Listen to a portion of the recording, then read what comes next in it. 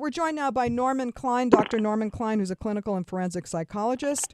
And hi, Norman, welcome. Yes, thank you, Judith, and it's happy to be with you. I'm happy to be with you and your listeners. All right. Well, first, let's start with Anthony Weiner and his behavior. Why does somebody like Anthony Weiner engage in something like this? Well, okay. I think we have to be careful about speculating about individuals. We don't have all the facts. We may, however, reason about the range of likely motives and drives at play by looking at his behavior, verbal and otherwise.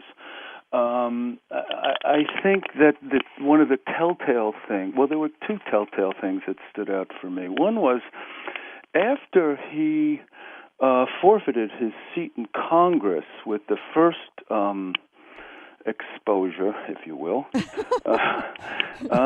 he went back and continued that behavior. Now that smacks of real compulsion, and where does that compulsion come from? Well, it's. I think if we want to extend the idea to addiction and that and related phenomena, it's really very internal. It's a mechanism by which reward gets reinforced in neural pathways, the architecture of neurons, and the biochemistry and hormones involved. And the repetition tends to solidify repeated behaviors, and the more it gets reinforced, the more the involuntary response in the central nervous system gets dulled to it, and right. The more we need to chase the buzz, as it were. We're gonna add somebody to the conversation because she has to go. Stephanie Manis is a couples and family therapy counselor. Mm-hmm. Hi, Stephanie. Hi, Judith. I want to just talk to you, Stephanie. Welcome. About the role of Huma, Anthony's wife, in a situation like this, where you see repeatedly women standing by their men. We saw it with Elliot Spitzer when he dragged his wife out onto the stage, and she was looking very forlorn. My tendency would be to say to these gentlemen, hey, you know what? You're on your own, dude. I'm not going to stand there and be humiliated. But they seem to be, especially in the case of Huma, it's between us. I forgave him. And it's almost as if there's a disconnect with her. Well, because if my husband did that, I would either be heartbroken or really angry, I have to say. Well, the truth is, Judith, a lot of betrayed spouses, do decide to stay in the marriage and work it out. And it is possible to work it out. But, I jumped in at the end of what the speaker was saying, but I think that I caught what he was getting at and agree with him, that she may actually, sense that this is a sort of sexually compulsive behavior. And so, she may actually have a little bit more empathy for what's going on, or at least not feel betrayed in the same way that you would in a classic infidelity. So, in other words, he doesn't really love her, and so therefore it's okay. See, I just think the guy is out there. It's all public. They have a 1.5-year-old kid. My son is now going to grow up with this stuff, thinking his father's kind of a pervert. I mean, we can call it whatever we want, but it's a little kind of perverted to have to expose yourself all the time and go into these chat rooms. I find the whole sexual chat room thing and the whole fantasy world demoralizing for men and women. That's my personal view. I think it's actually demoralizing for the person who's going in and doing it. I mean, most of these men have a real sense of shame about what it is that they're doing. But, I think that it's possible, we don't know, but it's possible that Huma knows that in a way this isn't about their relationship and not about her, but is really sort of an anxiety-driven, problem that he has. Right. Dr. Klein, you were going to say something? Yes, I think we have to be careful about labeling this sex scandal or sexual in nature. I think that it's more basic than that. If indeed it's compulsion, it's got to do with rewarding some pleasurable experience that we aren't privy to identifying. I mean, we're quick to label it sex scandal because it homogenizes it in ways, and we look at Schwarzenegger or John Edwards or Governor Sanford all in the same way. It helps us understand it better, but we have to keep in mind we're dealing with unique individuals here, and in terms of Anthony Weiner, there were other people on the other end of it, strangers. This wasn't romance. This wasn't. This was anonymous. This was. This was the reduction of tension, perhaps, in ways that were unrelated to sex. All right. Well, let's talk about. I want to talk briefly. I want to talk briefly about the anonymity, and we now have millions of people engaging in anonymous sex, erotic behavior online. They are having sex online with complete strangers.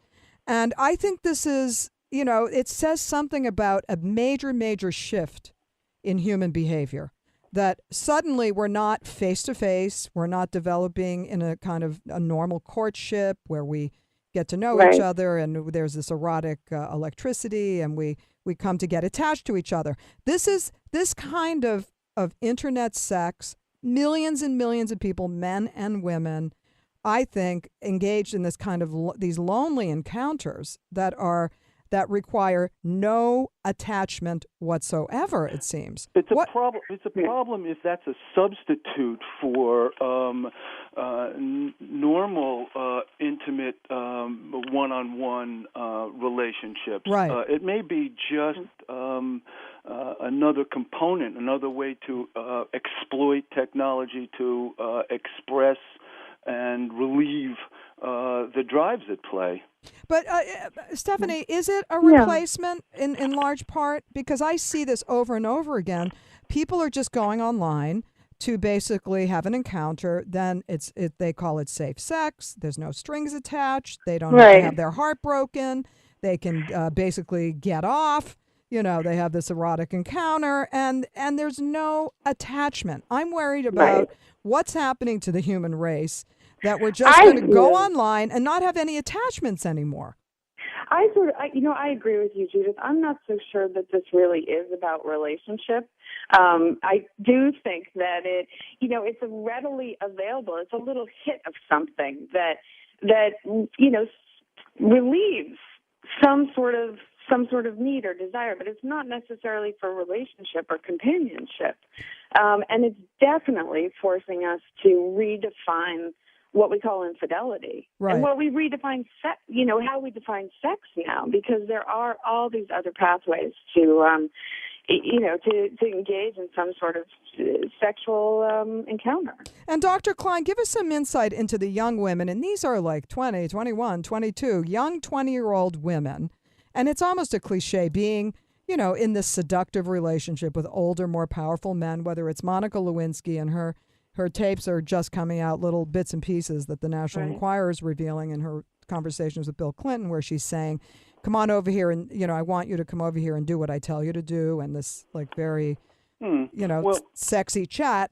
What happens to these women? Because at that age, most women at that age, they want to have a relationship. They think it's all very exciting. They're eroticized by things.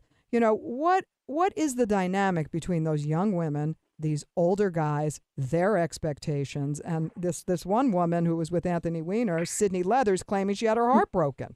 Well, I think, again, we want to be careful about generalizing, but I do agree that we can extrapolate patterns, and it surely at some level must be related to their histories, the parenting they got and the parenting they didn't get, specifically perhaps relationships with their dad, and that somehow this satisfies holes in the tapestries of their lives. But, if you're going to look at it individually, and you mentioned Ms. Leather, I caught her on Howard Stern today, and that, God bless him, by the way, for what he's done for our First Amendment rights. But, that really raises a whole nother question about motivation. So it's hard to say that this doesn't have a component of opportunism in it. So if you want to look at the grand picture of why, I think that there are true security needs perhaps at play that are sought out and satisfied to some degree. I think that women now view these powerful men as an opportunity to get rich, to get famous, to make money. In the case of Sydney Leathers, she's talking about making a porn film now, and she's cashing in. She's going on the Howard Stern show and so on. Right. So they kind of look at these guys probably as fools, play them a bit, right? Mm-hmm. And then go on and say, I have my heart broken. I don't know if that's actually true, but, I don't know how you could have your heart broken having a relationship like that. But I think, I started the show with are women the new men, right? Because, this kind of like completely, the New York Times did a piece about women are now gaming men sexually, and they don't want to have relationships in college, and they just want to have hookups. There's a whole bunch of them. Mm-hmm. And, this whole culture of women are the new opportunists, and they're going to take everything that they can get. The guys are, even with the Monica Lewinsky tapes, you can see how she's playing him and come on over here and do what I tell you to do. And there is a seduction that goes on, and who in the end actually has the power is I think, an interesting question. What do you think of that, Stephanie? Well, I actually think that that's the same question that's coming up around what Schumer's motives are to stay with him. Is she the one who really has the political agenda? Is she really, the new man in this relationship? So I definitely think you're onto something, but I think it's coming out on both ends. Well, I think that there's a big shift in the culture in terms of sex roles and how men and women relate to each other. And I'm just going to ask you one last question. Do you think that the family has a future, or do you think that monogamy and family life is coming to an end? I think that we are redefining monogamy and the role it plays in marriages. I also think that there's a lot of couples who are able to survive infidelity. Whether they can, in this relationship, who knows? And, with multiple public defeats, that adds a whole nother layer of failure to it all. But, it is possible. People do work through these things. All right. Dr. Norman Klein, your thoughts on the future of the family and relationships, and will it change? And are we going to go into... Certainly it will change, and we all in our relationships absorb bumps, and our relationships evolve over time.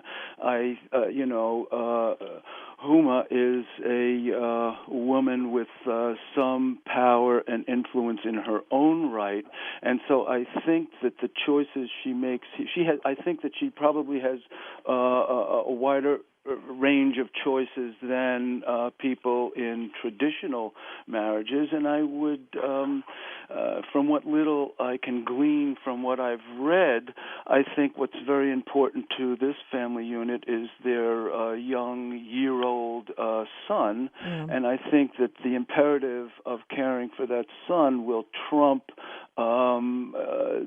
what's this flurry of attention that's going on now. Well, I hope so. He doesn't seem to be, figured into this equation. The guy's going home at night and going online, and his wife is trying to hold on to their political power. And I don't see that these are two people who are dedicated to making sure that their son is growing up in a kind of healthy environment. Because would you put yourself out there again with all this and know that this kid is going to grow up and be teased in school and, your dad is a pervert? And I think that largely Mr. Weiner is testing the waters to see whether or not this is a direction he wants to continue in. Right.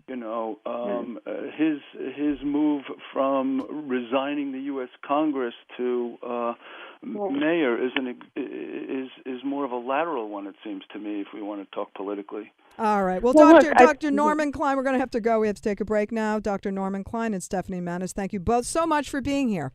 Thanks for having me. Thank you. This is Judith Regan, and we'll be right back. This is the Judith Regan Show on Sirius XM Stars.